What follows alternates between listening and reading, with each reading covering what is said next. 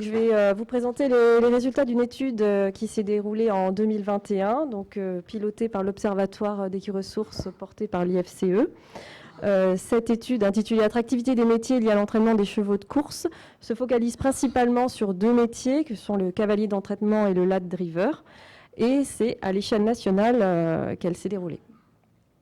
Alors, juste pour resituer les constats, les observations qui ont entraîné cette étude.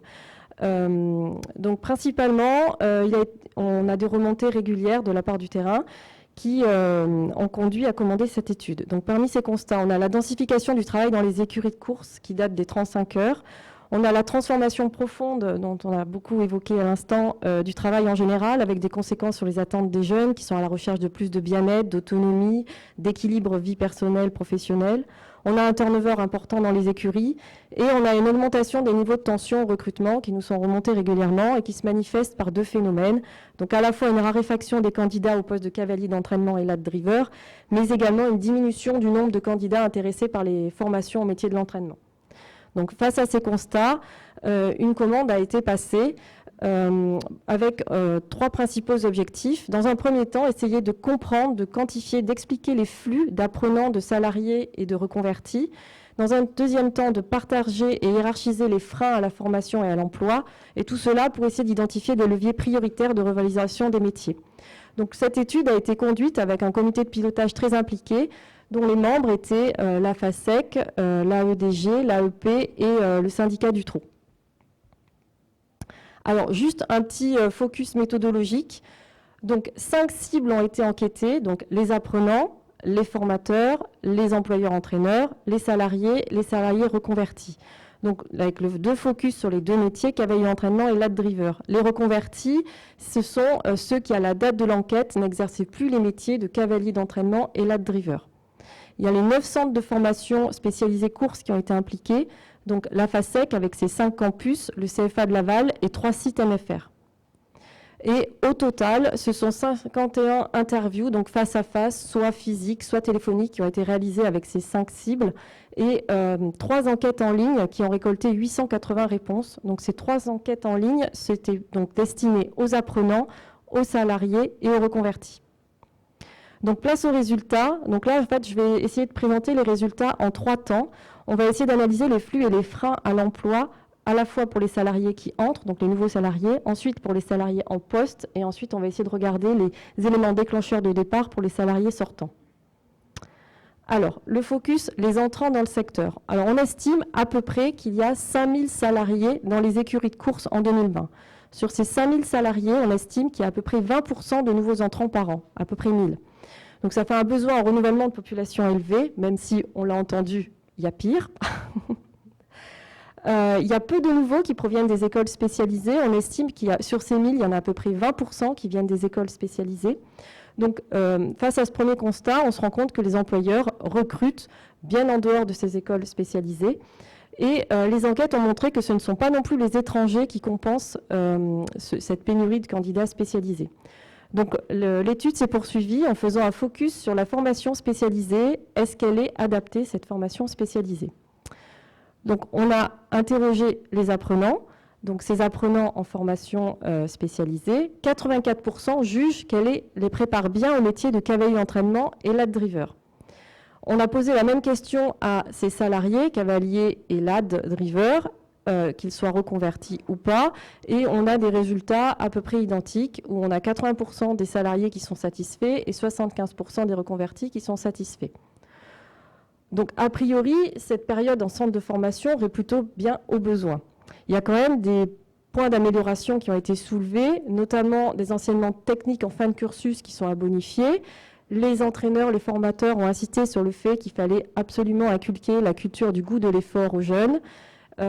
Autre point d'amélioration, il y a la continuité dans l'activité physique dans l'alternance, où les jeunes aimeraient que leurs conditions physiques soient aussi bien maintenues en entreprise, donc pendant leur période de stage, que pendant leur période en centre de formation. Et il y a un effort à faire au sein du centre de formation sur la diététique de ces sportifs. Donc, face à ce premier constat, du coup, on s'est intéressé à cette période de stage en entreprise. Alors, c'est pareil, l'enquête s'est intéressée au regard des apprenants. On leur a demandé, pour eux, selon eux, quels sont les 3 principaux facteurs de réussite pour leur intégration première intégration en stage en entreprise. Donc ces 3 facteurs, selon eux, le premier, c'est l'ambiance de travail, le deuxième, c'est la disponibilité du tuteur, et le troisième, c'est l'accueil les premiers jours. Sur ces 3 principaux facteurs, un seul est jugé satisfaisant par ces jeunes, c'est l'accueil des premiers jours. Il y a également d'autres points perfectibles qui ont été soulevés par les jeunes, notamment des comportements de management souvent jugés inappropriés. Alors, il y a divers comportements qui ont été remontés par ces jeunes, notamment des violences verbales, physiques, du dénigrement, du sexisme, du chantage, du non-respect du droit à la déconnexion, temps de repos, une prise en compte de la sécurité qui pourrait être améliorée. Et ce qui est plus gênant, c'est que ces jeunes remontaient souvent, quand ces jeunes avaient affaire à ce type de comportement, c'est que souvent c'était non sanctionné. Autre point perfectible remonté par ces jeunes, c'est la monte en course. Spécifiquement au galop, les jeunes donc spécialisés galop regrettaient le manque de tâches variées en entreprise. Et enfin, aussi bien le trot que le galop, les jeunes parlaient d'un malaise par rapport à des critiques trop fréquentes des entraîneurs sur l'école qui les mettaient, des discours discordants qui les mettaient mal. Alors, du coup, on en a profité qu'on enquêtait les salariés et les reconvertis pour leur demander, eux aussi, comment ils avaient vécu leur première expérience professionnelle, notamment leur période de stage. Donc, 37% des salariés cavaliers LAD driver jugent la première expérience moyenne à très mauvaise et 45% pour les reconvertis. Donc, on voit que les reconvertis sont encore plus marqués par cette période de stage en entreprise qui est plutôt rude. Donc cette période plutôt rude va avoir un impact direct sur l'insertion dans le secteur et indirectement sur l'attractivité des formations et des métiers. Alors où en est-on sur cette attractivité des formations et des métiers ?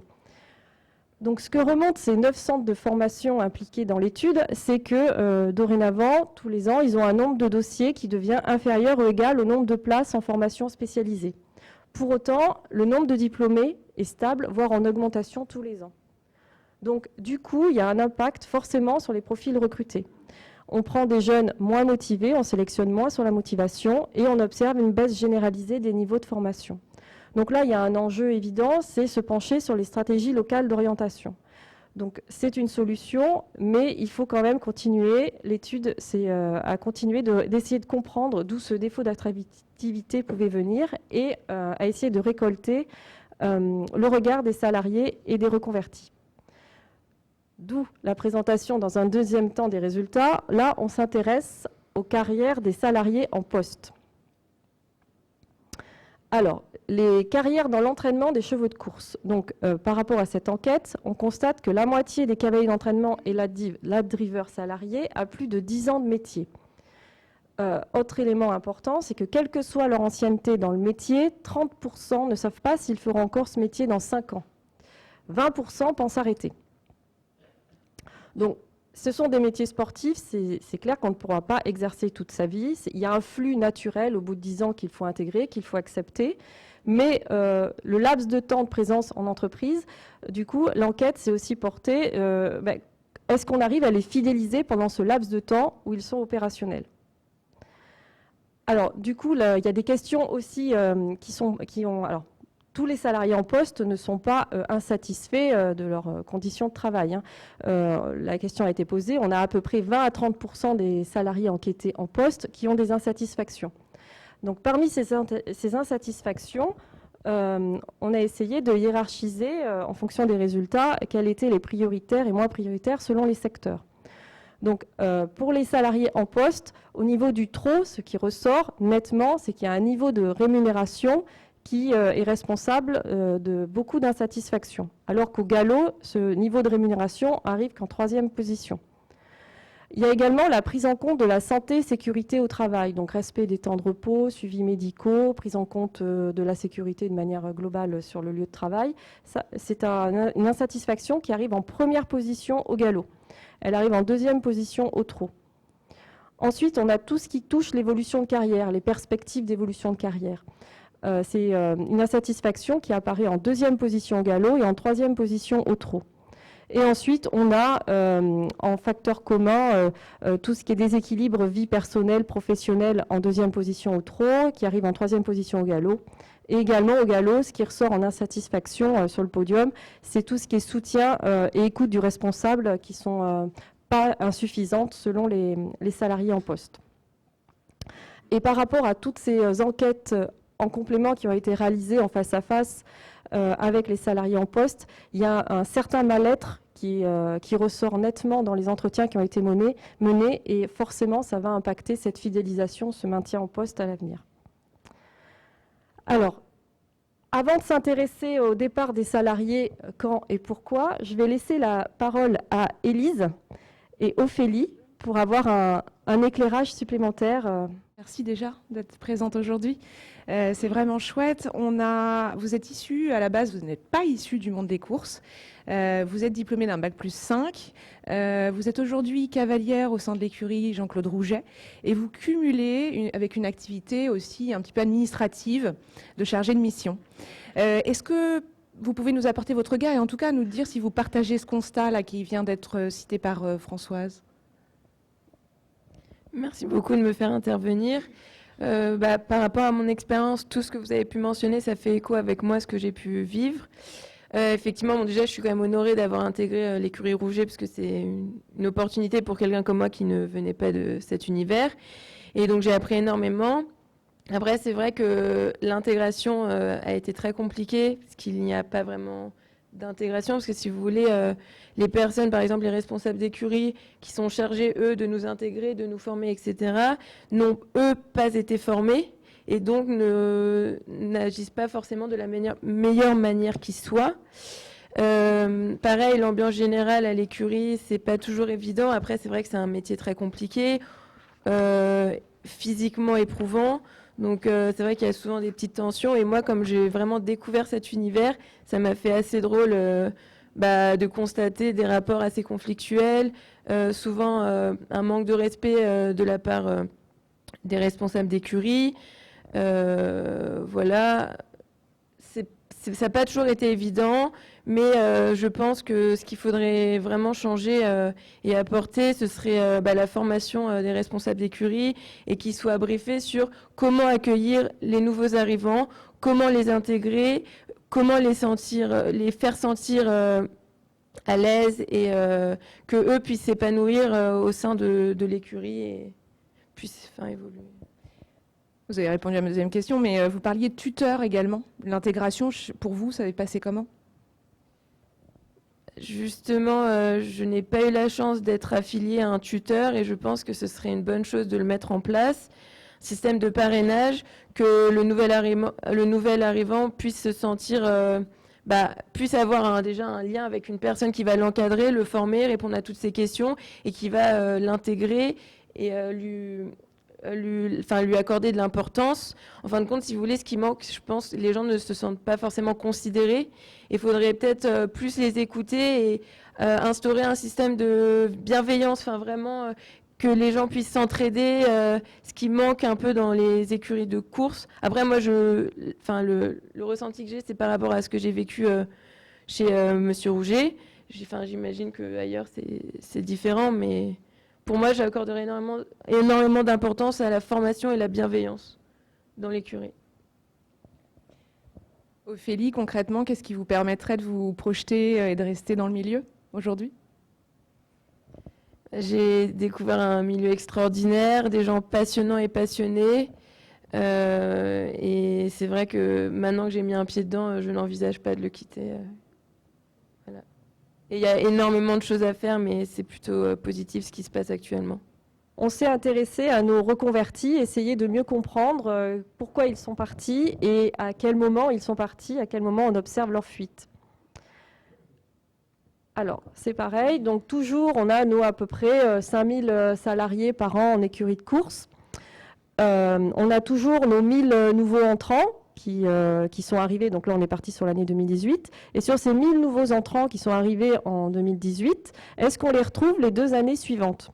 Donc on ne les retrouve, on a 24% qu'on ne retrouve ni en 2019 ni en 2020. On a fait pareil pour ce qu'on a appelé les anciens, donc ceux qui ne sont pas rentrés en 2018. On a 20% là, pareil, de fuite sur les 2 années suivantes. Et donc au global, on arrive au chiffre de 22% qui a été cité tout à l'heure. Alors, on constate qu'il y a un turnover quand même qui est plus marqué les 2-3 premières années de vie active. L'enjeu, il est double sur ces débuts de carrière, parce que forcément, si on a moins de départs, on aura moins besoin de renouveler, donc moins d'offres d'emploi, etc. Et on pourra être plus sélectif sur les recrutements. Donc, on rentrerait dans une spirale positive. Alors, on va essayer de faire un focus maintenant sur les raisons de ces départs, donc en se servant du regard des reconvertis. Donc, pour la même manière que pour les salariés en poste, on a posé une question en lien avec leurs insatisfactions aux reconvertis. On leur a demandé qu'est-ce qui a influencé leur départ. Donc, ce qui arrive en première position au trot, toujours, c'est ce niveau de rémunération qui arrive en deuxième position au galop. Ensuite, on a le déséquilibre vie personnelle professionnelle qui arrive en première position au galop et en deuxième position au trot. Sous toujours cette prise en compte de la santé et sécurité au travail qui est toujours sur le podium en troisième position au trot et au galop. Et enfin, tout ce qui est évolution de carrière, donc plutôt perçu comme boucher, le manque de soutien et d'écoute toujours du responsable qui est sur le podium en deuxième position au trot et en troisième position au galop. Donc on constate au final que les éléments déclencheurs des départs des salariés reconvertis sont les mêmes motifs que les insatisfactions des salariés en poste. On constate aussi qu'au final, au trot, peut-être que de régler cette élasticité des salaires entre le galop et le trot aurait du sens au trot, ce qui permettrait peut-être de fidéliser. Et enfin, avec les enquêtes, donc ces entretiens en face à face qu'on a eu au-delà de l'enquête sondage email, dans le discours de ces reconvertis, le mal-être qu'on avait ressenti au niveau des salariés en poste est confirmé chez ces reconvertis. Donc, comme tout à l'heure, je vais redonner la parole à Élise et à Isabelle pour apporter un nouvel éclairage. Vous avez près de 25 ans de carrière en tant que cavalière d'entraînement, donc déjà chapeau. Et puis vous avez souhaité vous reconvertir, et pas vers un univers complètement inconnu, mais celui de chargé d'animation au sein du PMU. Est-ce que vous partagez les constats que vient de dresser Françoise ? Alors bonjour à vous tous, pardon. Oui, je partage les constats qu'a dit votre collègue. Effectivement, moi j'ai fait un beau parcours professionnel au sein des écuries de course. J'ai eu la chance de travailler de très grandes écuries et malheureusement, au bout de quelques années, enfin 25 ans quand même, j'ai eu la chance de pouvoir faire un bilan de compétences qui m'a permis de faire une reconversion professionnelle qui n'était pas évidente parce que par rapport à notre niveau d'études, on n'a pas non plus des connaissances très élevées. Et donc, j'ai eu quand même la chance de faire ce bilan de compétences qui m'a amené à une évolution de carrière ensuite. Et j'ai eu la chance d'avoir de l'aide pour ça. Et maintenant, voilà, tout va bien. Isabelle, c'était quoi l'élément déclencheur qui vous a fait changer de voie, en fait, à ce moment-là ? Alors, j'ai eu mes enfants, donc j'ai eu pour raison familiale, effectivement. Donc, par rapport à eux, par rapport à mes enfants, c'est quand même, il faut l'avouer, un métier assez dangereux, qui n'est pas reconnu dans le monde sportif en tant que tel. Et c'est vrai que, malheureusement, au bout d'un certain temps, le danger est quand même là. Et quand on a des enfants... Et puis quand on avance dans l'âge aussi, c'est un métier qui est très très compliqué. On voit la rotation de 10 ans sur l'activité, effectivement. Est-ce que vous auriez des pistes d'amélioration, en tout cas des conseils ou une perspective d'évolution sur ce sujet-là ? Les perspectives d'évolution, il faudrait déjà avoir une reconnaissance en tant que telle dans ce métier. Déjà, les jeunes devraient avoir plus de reconnaissance, les prendre plus en main, avoir effectivement un tuteur pour bien leur apprendre le métier, qui soit conscient aussi que c'est pas toujours un métier très facile. On ne devient pas jockey du jour au lendemain. On passe par différentes étapes et on n'est pas, malheureusement, on ne devient pas tous jockey. Ça, il faut qu'ils l'intègrent dès le début parce que faudrait peut-être pas trop les faire rêver non plus.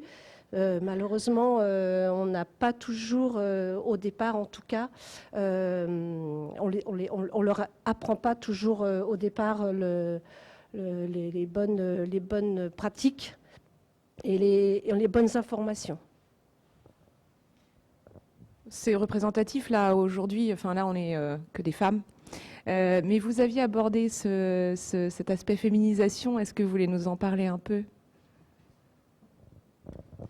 L'aspect féminisation, moi, quand je l'ai connu, c'était pas du tout le même qu'aujourd'hui. Visiblement, aujourd'hui, moi, je le vois de mon côté professionnel, il y a beaucoup plus de femmes qu'avant et c'est très, très bien. Ça, c'est une belle avancée.